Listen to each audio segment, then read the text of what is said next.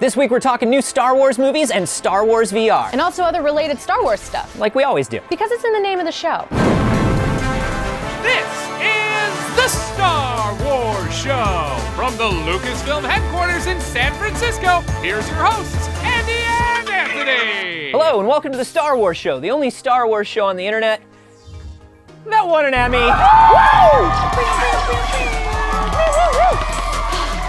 It was an honor just to be nominated. But it felt really good to win. Let's go to the news. Last week, the Walt Disney Company revealed lots of new release dates for upcoming films, and Star Wars was well represented. 3 new Star Wars feature films are set for release on December 16th, 2022, December 20th, 2024, and December 18th, 2026. One Star Wars project we did know about but still didn't have a release date for is Vader Immortal, the new VR experience from ILM XLab and Oculus. Well, that all changed last week when it was revealed that the first episode will release on Oculus Quest on May 21st. Star Wars Vader Immortal Episode 1 follows a Force-sensitive smuggler brought to Mustafar and tasked with helping Darth Vader recover mysterious artifacts. For more on Vader Immortal Episode 1, check out VaderImmortal.com. And for more Star Wars news from around the galaxy, check out StarWars.com/SWS. That's it? That's all we've got for news? Yeah, but there's more show. Don't worry. Whew. Yeah, exactly. Watch this. The Star Wars Show presents Everything is Important. This week, the Hapabore.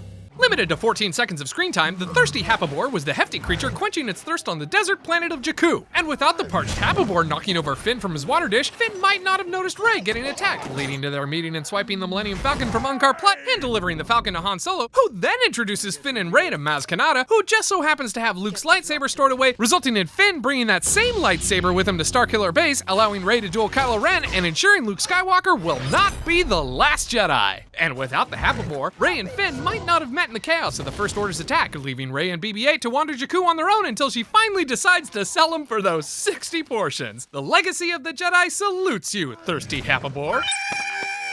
I'm so excited to be sitting down with Cavan Scott. Welcome, sir. Hello there. I have only Jaxxon-related questions for you. Let's go for it. That's all I have. This is the Jaxxon show, isn't You, it? to me, are the person who brought back the giant rabbit. I did it just for you, obviously. Thank you. Yeah. I think a lot of people are very happy you brought back the giant rabbit. I say that to everyone I meet, whether they know who Jaxxon is or not, to be honest. They're just like, hey, Cavan Scott, I brought back the giant space rabbit. Yeah. So this is fun. You've been having a lot of fun on Star Wars Adventures. Oh my heavens, yeah. It's been amazing. A year ago I was on here and we were just talking about doing the Han Solo stuff. And then since then we've just brought everyone back. And yeah, the Jaxxon thing was just crazy because for me, Jaxxon was Star Wars. Before I saw Empire Strikes Back, before I saw a movie, I'd read Jaxxon. So really? I was very upset when I saw Empire Strikes Back. Where's the rabbit? Just where is the rabbit? That's amazing. So yeah, I basically started campaigning from the moment I started writing Star Wars. Can I put Jaxxon in this? We ready for Jaxxon yet? Yeah. You just tell me when we're ready for Jaxxon. And then finally the email came through saying we're ready for Jaxxon. But I know that.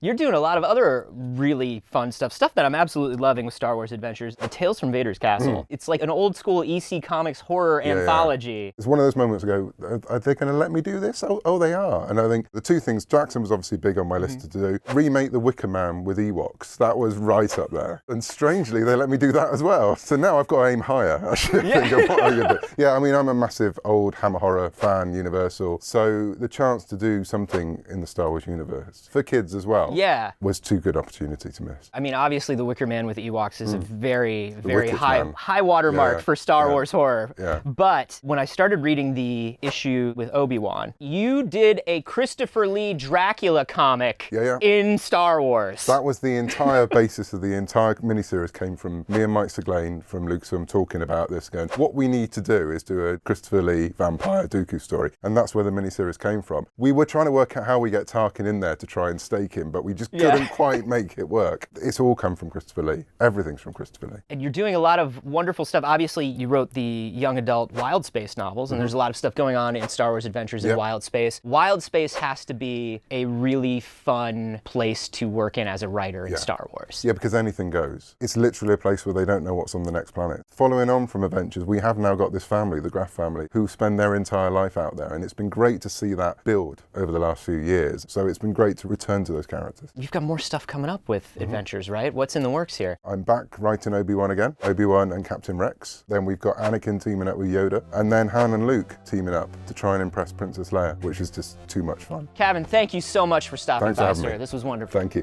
You're watching the Star Wars Show. As we mentioned ever so subtly at the beginning of the show this week, the Star Wars show won its first ever Emmy. Woo! We won the Outstanding Daytime Promotional Announcement Topical Emmy for our Star Wars Arrested Development sketch that we did with Ron Howard last year. And we would like to thank our amazing crew for making this entire thing we do possible. Our executive producer and boss, Nikki Capaferri, John Harper for producing and directing the show, Scott Bromley for producing and putting the words into all of our mouths. Our incredible associate producer, AJ Camarillo, our graphics guru, Tony Scherg, our amazing production coordinator, Anina Wayless, the incomparable Kyle Kao, and Frank Knight, without whom this show would not even get out the door every week. And of course, you the fans. Without you, we wouldn't even have a show, so thank you for being part of our silly little slice of Star Wars fandom week after week. You guys are what keeps us going. This one's for you guys and girls out there. Shall we close the show? Absolutely. Remember to like the video, subscribe to the channel, follow us on Twitter, Facebook, and Instagram, and give a random person a high five this week. They'll appreciate it, maybe. Definitely. Thanks for watching, and may the Force be with you. You just gotta look at elbows, otherwise you'll kitster it. You know, easy. Just don't slap a random person by accident. Don't slap a random person, don't kitster it. That's basically all the advice I have. Maybe this challenge was asking a bit much. I couldn't do it.